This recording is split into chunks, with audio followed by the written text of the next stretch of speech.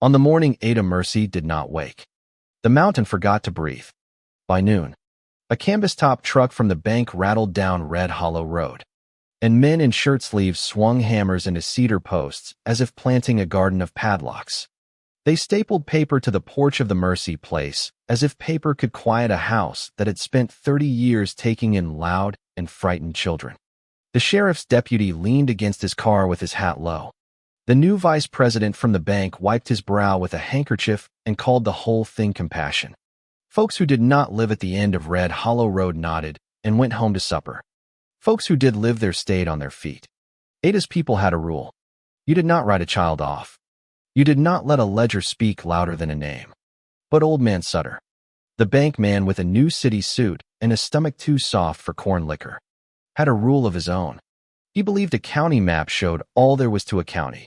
If it was not on paper, it was not real. Names were fussy things. Paper was forever. Caleb Hargrove ignored the paper. He had learned to do that from Ada. He stood at the edge of the porch in his scuffed boots, watching the men carry boxes. He was 15 and made of fence wire and stubbornness. He kept his voice low because the younger kids from the bunkhouse were gathered by the gate with knit brows and big eyes. The two oldest besides him stood nearest. Rosie Blaine with her black hair nodded up, and Ty Miller with his quiet way of listening to air the way others listened to radios. Do not make trouble, Ty breathed, so soft only Caleb heard. Trouble is already here, Rosie said. It is just wearing a tie. Ada Mercy had always said the mountain spoke in two tongues, the green and the burning. The green was every living thing that knew when to bend and when to hold. The burning was what slept inside the coal seams and woke only when men made it angry. Lots of families in the hollow had a little of one or the other tucked under their ribs. That was a rumor outsiders used to explain things they did not understand. There was no rumor about Ada Mercy. She simply did what needed doing and did not ask a child to apologize for how they were made. She was the one who found the Hargrove boy after a winter fire took the last of his people. She was the one who told Rosie that a mother who drove toward a bridge at midnight with headlights off had been fighting something none of them could see. She was the one who found Ty on a Saturday morning sitting on the Mercy kitchen steps, his hands wrapped around a coffee cup he had not poured, and said, "You are home now." And that is the end of that. Ada was gone, and Sutter, who had never once eaten at her long kitchen table, stood in the yard and announced how the world would be from now on. Property in arrears is property reclaimed, Sutter declared, loud enough for the deputy to hear and nod. We will see the little ones to the church on Main. The older ones, well, there are factories upstate that can use boys who want to prove themselves. Caleb did not answer, because he would not be given to anyone. He had decided that long ago and never said it out loud. He waited until the men went inside and the deputy answered a call on his radio, and the dust lifted from the road in a single tired sheet. Then he moved. Now, he said, and Rosie was already prying at the thin bar across Ada's bedroom door. And Ty was already by the back wall, fingers searching for the loose board. Ada had shown them once, for an evening when she would not be there to open the door. The board came free. Ty pulled out the cigar box, slipped it into his vest, and nodded. Rosie's bar gave way with a cough of rotten wood, and the door creaked. Caleb set his hand under the bed, past quilts and a gunny sack of yarn, and closed his fingers around the book he had seen 100 times and never been allowed to carry. It was wrapped in a white leather that had seen too much summer. A strap of braided ivy held it shut. The spine had been thumbed smooth. Ada called it the Ashen Ivy Ledger. It was not a Bible. Not exactly. But it had scripture in it. In the mountains' own handwriting. They did not take clothes or bread. Ty took a tin of sardines from the pantry. Rosie took Ada's shawl, the one that smelled like cedar and river water. Caleb took the ledger. Then they ran. The deputy's shout came a heartbeat too late. His boot skidded on a patch of yellow clay. His hand snagged air. Ty shouldered the gate just as the handcuffs cleared leather. They were gone into the trees, where the bank's paper did not apply. Black Elk Ridge threw its shadow over the river. The Sabbath smell of pine and stone rose from the ground and settled into their lungs. The path to Slater's Ledge ran under laurel thickets, and along a shelf of limestone the color of old bone. The three of them had walked it 100 times with laughter. A mason jar of stolen peaches, and a vow to come home before Ada blew the dinner whistle. They had never walked it with a book that felt like a live thing. Ty stopped twice, touching 2 fingers to his throat. "What?" Rosie said, eyes wide. "Wind is talking," Ty said. "Not to us. To something that is paying attention." Caleb did not say he could feel it too, that the hair on his arms had stood up when his fingers touched the strap. He did not say the book had weight beyond pages. He did not say he had once read his name in the ledger when Ada turned away to stir soup. Names move differently once you write them down. Ada had said, "That is why you say grace out loud." By the time they reached the ledge, the sun had collapsed into the trees, and the river below was only a decision of darkness, not water. Slater's ledge was a heaved-up lip of stone with room for 3 bodies to lie down. A good place to smoke and pretend you did not worry about anything. Tonight it was a good place to put your back to a wall and your eyes on the woods. "Light," Rosie said. Ty struck a match, but kept it low behind his hand. The flame licked his knuckles and died without a wind. He tried again. The second match hissed and guttered. "Try mine," Rosie said, and her match flared alive and stayed. Caleb set the ledger on his lap. The strap of ivy threaded into itself. He could not find where to pull. In the matchlight, the leather was not white, but a color he could not name. Like moonlight gone solid. "Do we open it here?" Rosie whispered. "We should open it near the river," Ty said. "If the mountain needs to drink something after." Caleb did not like the way Ty said if.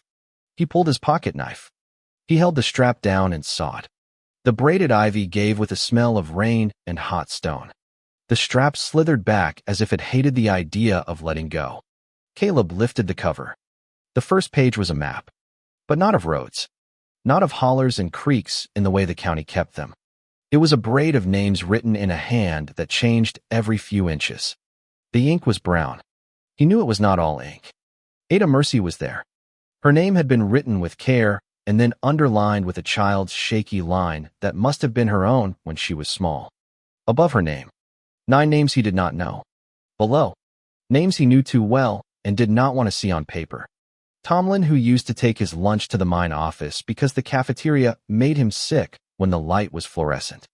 Nell, who had a streak in her hair that changed color when storms came in. Buddy, who could not look a mirror in the eyes. Names, and dates, and notes. Caleb Hargrove, written in a strong hand. Rosie Blaine, written in a hand that had learned writing late in life. Ty Miller, in a hand that had been cold when it wrote. "What does it say by our names?" Rosie asked. Caleb swallowed. He had no right to hide it. Caleb Hargrove. He read. Returned with winter fire. O's only his yes. Rosie Blaine. Returned with night water. O's truth when asked. Ty Miller. Returned at daybreak without a witness. O's a hearing. Returned. Ty said, tasting each letter. Returned from where? Caleb turned the page. The second page was instructions. Not the kind you could follow with a recipe card and a timer. The kind that tell you what the world will demand when it wants something back. The mountain had its own account books. The green was owed respect. The burning was owed distance. When both came calling at once. The ledger said, "You took a book and a handful of iron nails and salt dark as the seam down by confluence, and you walked to the place where the wind came out of stone like breath from a sleeping thing." Rosie swore under her breath. There was no one to scold her for it anymore. "The Winddoor," she said. "The Cradle place. Ada always took the littlest ones there in July. Said the earth needed to see who it was taking care of." "Then we go?" Caleb said, because someone had to make a sentence that moved. "We do not have nails," Ty said, "or salt." "We have a book," Caleb said, "and hands, and a road, and an hour we have not used up yet." They were running again before the match went out.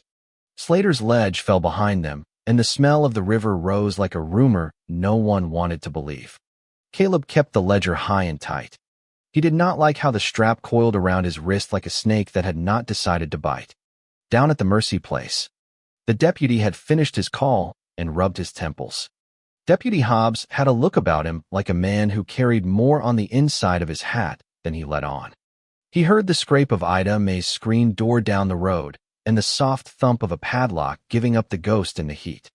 He heard his own heart beating in his ears. He did not hear the two women walk up until one of them spoke. "Evening, Hobbs," Nora Pike said, polite and sharp. "You are standing right where a good man should not stand." He turned. The librarian from the county library did not look like a woman who gave orders. Maybe that was why hers were followed. She had a satchel slung over a shoulder and mud on her boots. The other woman was Delia Green, who typed for the mine office and refused to apologize for how quickly she did not smile. "I am not here to make trouble," Hobbs said. "Then you will not be hurt by the wind that is coming," Delia said. "But if you try to pull those children back on a road that is not paved for this night, I cannot say what you will be tomorrow morning." Hobbs rested his hand on his belt. He did not touch his gun. "You know Ada is gone," he said. Nora's face changed and did not change. Grief curled at the corner of her mouth like a wrinkle you could not iron out. "Ada's work is not," Nora said. "You go home. Deputy, check your radio at sunrise. Tell Mr. Sutter whatever words he prefers to hear. But tonight you did not see what you might have seen. That is not me asking. That is the ridge." He held her gaze for a count and looked away first. "You will keep them safe?" he said, and it sounded like a request and a confession. "We will keep them honest," Delia said. "Safety is not a promise the mountain offers anyone, but honesty will keep a soul in one piece." Hobbs nodded once, stepped off the porch, and found that the ground felt different when you decided to do one thing instead of another. Nora turned toward the woods. "Go," she told Delia. "I will bring nails. And what passes for salt when the seam has to listen?" "You always liked the library's back shelves," Delia said, and she was already moving. "I will take the lower road." Caleb did not know any of that. He knew only that the path to the Winddoor had grown steep. It always seemed shorter in daylight with Ada humming and little ones yelling about minnows. Tonight the breath of the ridge boiled out of the rock in a constant, patient exhale. The smell of coal was heavy, as if someone had lifted a cast iron lid on a pot that had simmered for 100 years. The walls sweated. Small pebbles ticked under their boots and ran down into the dark like quick mice. The Winddoor was not a door. It was a notch halfway up the slope where a seam of coal ran close to the surface, and the air from inside the ridge decided to remind the outside that there was a world within. The floor cupped down a little in the middle, the size of a cradle. That was what Ada had called it. The mountain's cradle. She had laid babies there once every summer and laughed when they burped. Tonight there were no babies. There was a book. Caleb set the ledger in the cradle and woke up certain he had made a mistake. He could not say what the mistake was. That was the nature of some mistakes. The air changed. It tightened. The ridge drew a longer breath. Something that had been quiet in the treetops opened its eyes and looked down. Ty flinched. Rosie put a hand on his sleeve without looking at him. Caleb put his hand on the book. "You do not write someone off," he said out loud. "You do not let paper say what a name is worth. We are returning what was never ours." He felt foolish. He kept talking. "I owe my yes," he said, and it sounded like Ada's voice speaking through his mouth. She owed her truth. He owes a hearing. We are here to pay without losing what we are. The exhale from the ridge stuttered. Then it slid sideways in a way wind should not be able to slide.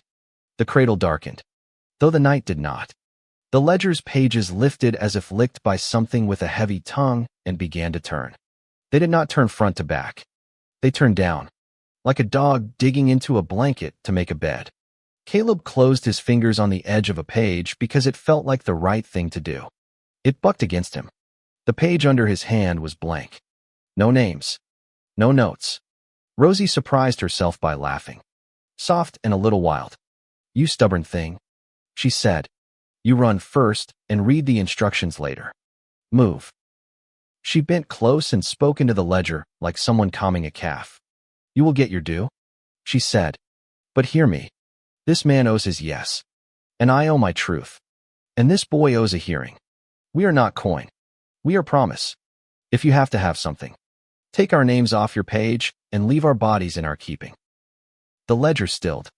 The strap on Caleb's wrist loosened and then tightened again, as if trying to decide which of them to believe.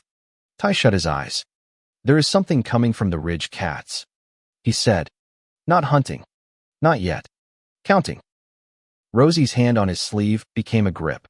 What does counting sound like? Caleb asked. Ty stood very still. It sounds like 2 less than we have and 1 more than we want, he said. The first cry from the ridge cats came from far off. 2 or 3 draws over. But the second was closer. Ridge cats were not regular cats. They did not yowl. They made a sound the pitch of a pan of oil about to slide into flame. They moved on a parallel trail to yours, where you did not see their feet. People in Red Hollow pretended they were gone from these hills. People who slept with their windows cracked in summer knew better. The third cry came from the shelf above them. That one was not counting. That one was a decision. Caleb tightened his hand on the ledger. Now, he started, and a voice behind him finished. Now you do not let it close. Nora Pike stepped into the notch. Dirt on her knees where she had climbed without caring that the ground was damp. Delia came from the other side. One hand out to steady herself on rock she did not have time to fall from. Nora's satchel thumped against her hip. Delia's pockets clicked. Take this, Delia said, pressing a handful of crooked nails into Rosie's palm. They were black. Not iron dark, but seam dark. Dug from some place not on a hardware store shelf. 4 corners. Do not drive them. Lay them. Points in. Nora pulled out a mason jar with a lid wired on. Inside, something darker than salt moved, as if dreaming. Hold the book open. Caleb, Nora said. Ty, you will speak last. Speak what? Ty asked, which was as much as he ever asked all at once. What you hear? Nora said. Caleb forced his palm down over the ledger's blank page. The strap pulled against his wrist with a sudden jerk that made him grit his teeth. He felt a pulse under his hand that was not his own. He felt a weight settle into the cradle, as if an invisible child had been put down to sleep and did not want to. He kept his mouth from apologizing. Rosie set the nails without letting her knuckles brush the cradle's rim. She arranged them like a box drawn on a slate. Corners crisp. Points in. Not touching one another. She did not ask why points in. Some instructions you follow because people older than you are frightened of what happens if you do not. Delia twisted the lid off the jar. The smell rose like a struck match. Not sulfur. Something deeper. She covered the cradle's rim in a bead of dark that was not for eating. The seal looked frail. A ring a child could smear with a thumb. And yet the air on the outside of it did not want to cross. Nora bent over the ledger and spoke in a voice that was not library soft. Ada Mercy's credit is extended, she said. These 3 do not pay principal. They pay interest only. Without forfeiture. Names return to stone. Flesh returns to flesh. Hearing returns to air. The first ridge cat came to the edge of the shelf and stopped so sudden it sprayed grit. Its tail lashed. Its eyes were not animal eyes. Not because they were big or green, but because they did not blink. The second cat slid into view behind it. The third paced a line on the far side. Too dark to make sense of. Ty's shoulders rose until his ears touched them. Now? Nora said without looking up. Ty. Ty took one breath that went all the way down and brought up no words. He took another. Stop counting. He told the ridge cats. And the seam. And the wind. He spoke to all of them because he did not know which of them was moving the others. There are 3 people here and a book. There are 2 women here and a jar. You count those if you must. But you do not count us the other way. We are not subtracting. We are not 1 less apiece. We are whole the way Ada made us and the way the mountain took us back. The ledger stung under Caleb's palm. It was a quick pain, like a thorn, then another, and another, as if blood were being asked to consider a new route. Say it again, Nora said, her eyes still on the page. Ty said it again. He did not raise his voice. He did not rush. He had not been given to poetry, but he knew rhythm, and he said his words to the breath of the ridge as if he had listened to it all his life, which he had. The ridge cats stepped back in unison. their paws barely leaving prints. They did not look angry. They looked offended that a rule had changed without their permission. The seam's exhale dropped from hot to warm. From rasp to sigh, the ledger's page went from blank to the faintest brown. Like a stain from a finger pressed there years ago. Letters surfaced like minnows. They were not their names. They were older than that. Older than Ada. Older than Red Hollow. But not older than the ridge itself. The page breathed. The strap unwound from Caleb's wrist and fell against the stone with a sound like a snake moving through dry ivy. Delia's jaw unclenched. Nora's shoulders went down. Rosie's hand slipped from Ty's sleeve and found his fingers. Deputy Hobbs stumbled into the notch as all of it eased. He would later say his foot went the wrong way on a step he had taken his whole life. He snagged his shoulder on a laurel branch and swore, and then stopped because swearing felt like a lie here. He took in the cats, the women, the book. His hand did not go to his belt. "You are not supposed to be here," Delia told him. Not cruelly. "If I were supposed to be here," he said, "I would have made it sooner." Nora did not look away from the ledger. "We are done," she said. "You can be a witness if you want." Hobbs hesitated. Then he nodded. He took off his hat, which men do when they are unsure if the room is a church. Caleb slid the ledger away from the cradle. He half expected the strap to come back up and catch him. It did not.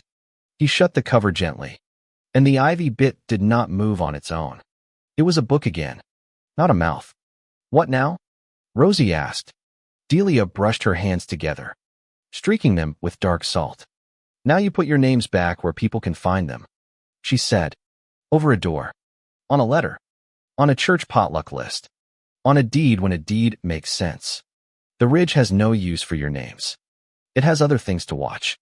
It used them because the men with maps forgot what a name costs. Now we will not let them forget again."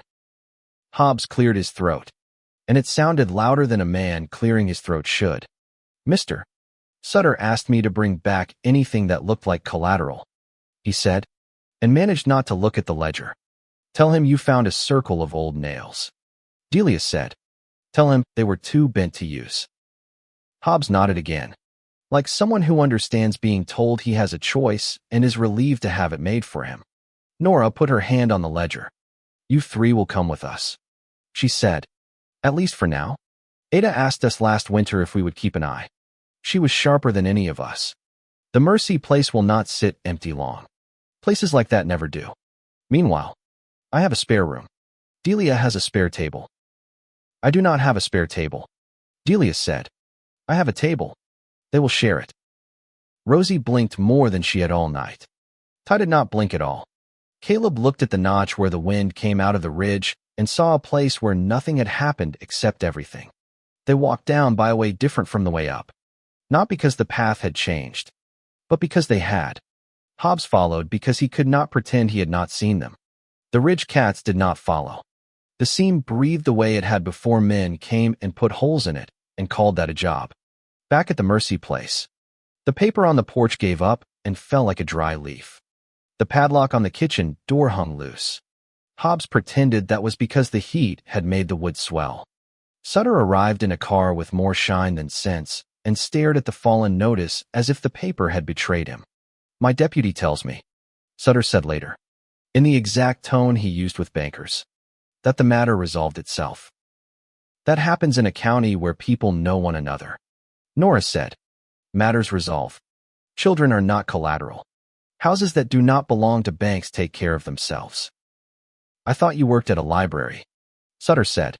"I do," Nora said. "Books are good at telling you what belongs to whom." He did not know what to do with that.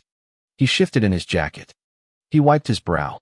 He counted things that would not stand still. The next morning was not remarkable, which is how you know the work held.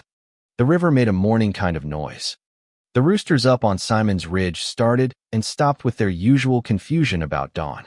A pot of coffee sat on Nora's stove, and Tyler Miller warmed his hands on the side of it. And Rosie Blaine wrote their names on a scrap that she tacked above Nora's door with a stubborn pen. Caleb Hargrove made a fix on the library's back steps with a hammer too heavy for the job and a pride too light to notice. Children were delivered to the church with tags on their jackets and taken home by women who did not sit with their backs to banks when they could help it. Hobbs parked down the street from Sutter's office with his hat on the seat beside him. He practiced not saying some things. He got better at it.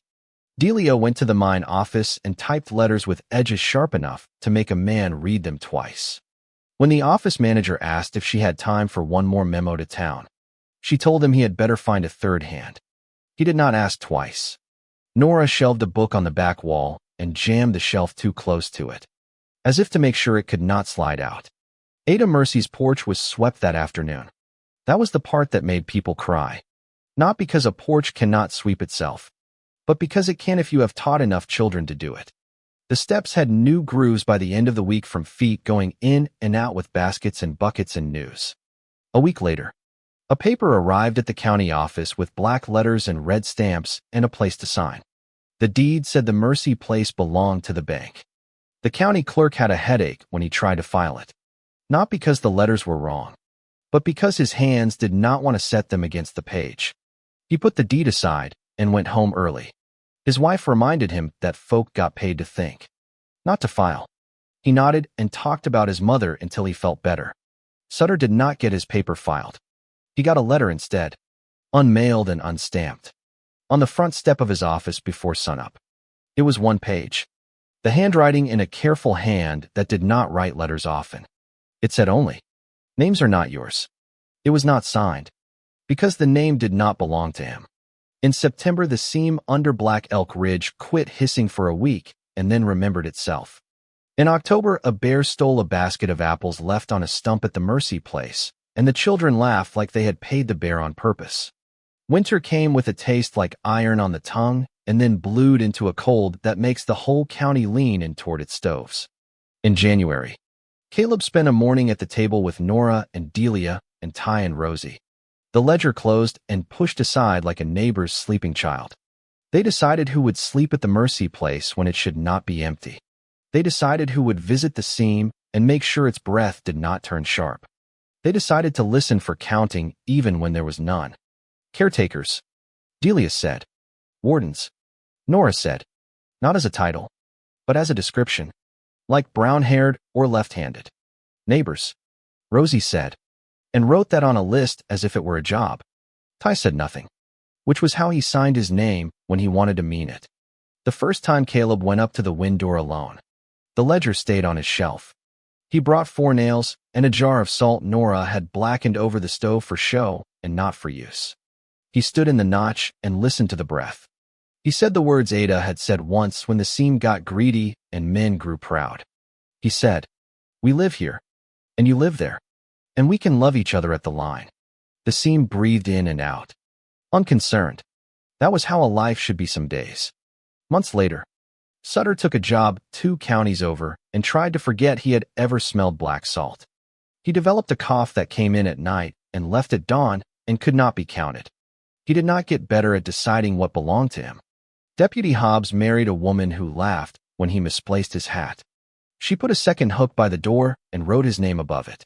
He did not correct her that the hook belonged to the hat and not to him. Nora and Delia got older without admitting it. People who needed to find them always did. Because there are routes across a county that do not appear on any map until you walk them 3 times. The ledger lived on a shelf. It never grew lighter. That is how you know it is telling the truth. Years passed. Not because the mountain allowed them, but because that is what years do when they do not need permission. When Ada Mercy died, the bank called it an opportunity. Red Hollow called it a loss. The Ridge did not call it anything, but it breathed in, and it breathed out. And the people who made their names sound like themselves did the work that kept both kinds of breath going. One afternoon